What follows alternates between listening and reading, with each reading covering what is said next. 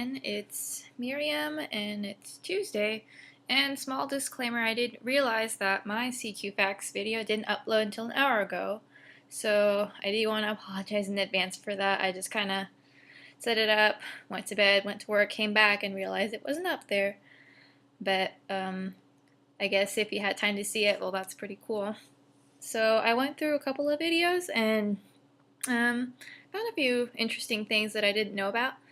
So I was going to start with Matthew's fact about the BMW.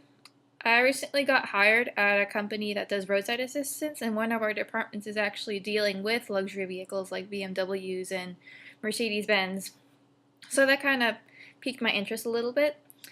I did not know that BMWs were one of the top 3 selling luxury cars. I'm not really much of a car person right now, so this is pretty new information for me. And I didn't even know that BMW had a line of motorcycles, to be honest.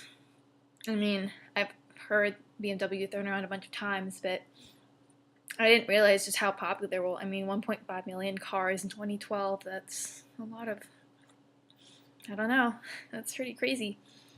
And then for the second fact, Nicole mentioned that Benz was technically credited with the invention of the car with the internal combustion engine, but there was also another man in 1826 called Samuel Morey that also created a car, which I had no idea about. So that's kind of interesting how there's so much dispute about who created the first car. I know that there's also kind of a similar dispute about who created the first airplane, but I didn't realize there was a similar type of struggle with the invention of the car.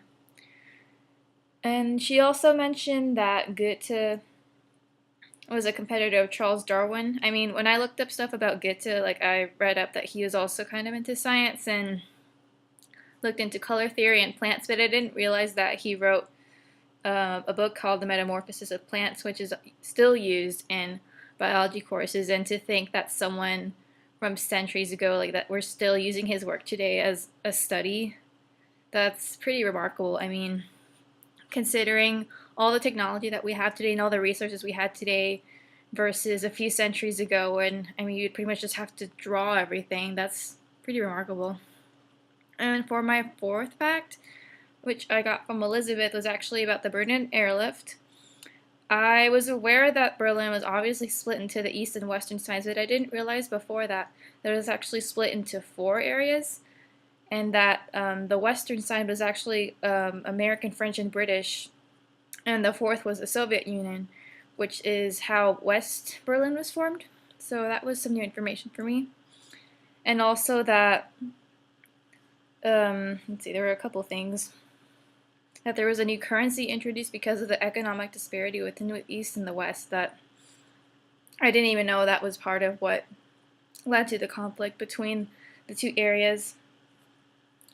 And I did not realize just how expensive that mission was. I mean, $350 million. I mean, even back then, that is a lot of money.